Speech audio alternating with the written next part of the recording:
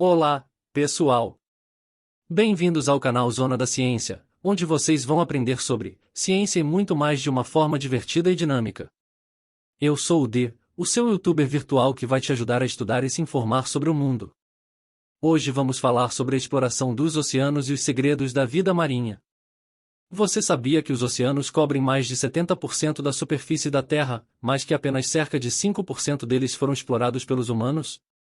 Você sabia que os oceanos abrigam milhões de espécies, muitas delas ainda desconhecidas pela ciência?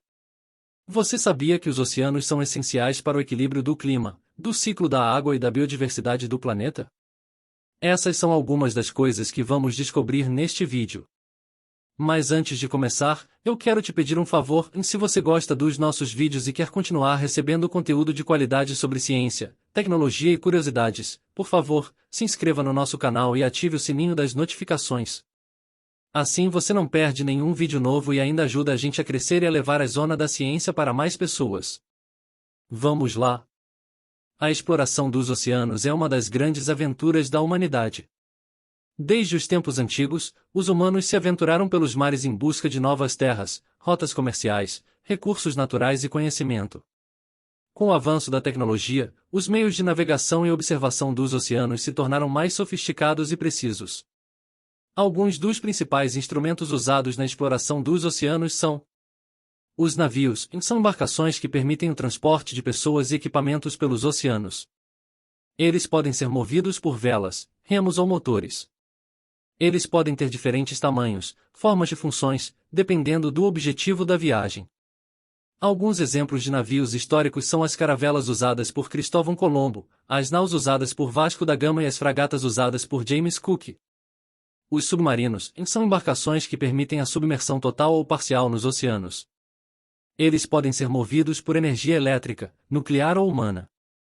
Eles podem ter diferentes capacidades, profundidades e autonomias, dependendo do objetivo da missão.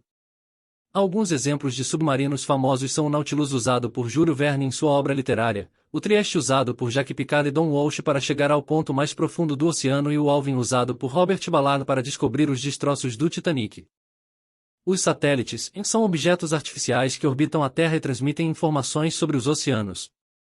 Eles podem usar diferentes tipos de sensores, como câmeras, radares ou espectrômetros. Eles podem medir diferentes parâmetros, como temperatura, salinidade, correntes, ondas ou nível do mar. Alguns exemplos de satélites usados na oceanografia são o SEASA lançado pela NASA em 1978, o Topex Poseidon lançado pela NASA e pela CNIS em 1992 e o Jason 3 lançado pela NASA, pela NOAA, pela CNIS e pela EUMETSAT em 2016. Os robôs, são dispositivos mecânicos ou eletrônicos que realizam tarefas nos oceanos de forma autônoma ou controlada remotamente. Eles podem ter diferentes formas, tamanhos e funções, dependendo do objetivo da operação.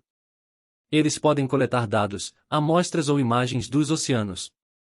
Alguns exemplos de robôs usados na exploração dos oceanos são o SOFI desenvolvido pelo MIT, que imita o movimento dos peixes, o Nereus desenvolvido pela Woods Hole Oceanographic Institution, que alcançou a Fossa das Marianas, e o BOAT MC Boaface desenvolvido pelo National Oceanography Center, que é um veículo submarino autônomo.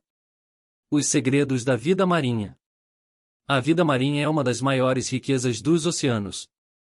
Estima-se que existam entre 700 mil e 2 milhões de espécies marinhas, das quais apenas cerca de 230 mil foram descritas pela ciência. A cada ano, novas espécies são descobertas nos oceanos, revelando a sua diversidade e complexidade. A vida marinha se distribui por diferentes zonas dos oceanos, de acordo com a profundidade, a luminosidade, a temperatura e a pressão.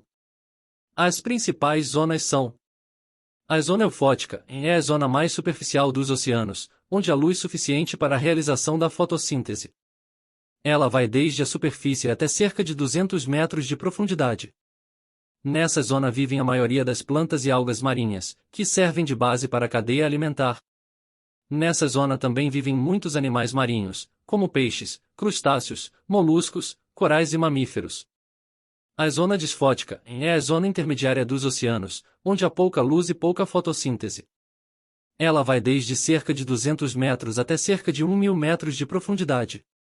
Nessa zona vivem alguns animais marinhos adaptados à escuridão, como lulas, polvos, medusas e tubarões. Muitos desses animais têm bioluminescência, ou seja, a capacidade de produzir luz própria.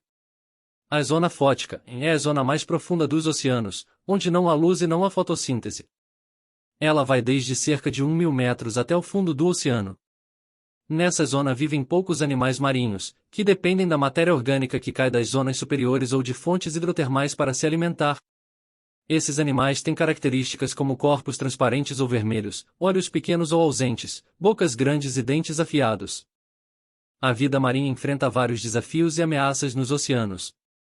Alguns dos principais são a poluição e a contaminação dos oceanos por substâncias químicas ou físicas que prejudicam a saúde e o equilíbrio dos ecossistemas marinhos. Ela pode ter origem terrestre ou marítima. Alguns exemplos de poluentes são os esgotos domésticos e industriais, os fertilizantes e pesticidas agrícolas, os metais pesados e os plásticos. A pesca excessiva é a captura de peixes e outros animais marinhos além da capacidade de reposição natural das populações. Ela pode causar a redução ou a extinção de espécies marinhas, o desequilíbrio da cadeia alimentar e a perda da biodiversidade. Alguns exemplos de práticas de pesca excessiva são a pesca de arrasto, as redes fantasmas e a pesca predatória. A acidificação é o aumento da acidez dos oceanos devido à absorção do dióxido de carbono, a CO2, emitido pela queima de combustíveis fósseis na atmosfera. Ela pode afetar o metabolismo e o crescimento dos organismos marinhos, especialmente aqueles que possuem conchas ou esqueletos calcários, como os corais, os moluscos e os crustáceos. As mudanças climáticas são as alterações no clima global causadas pelo aumento da concentração de gases do efeito estufa na atmosfera.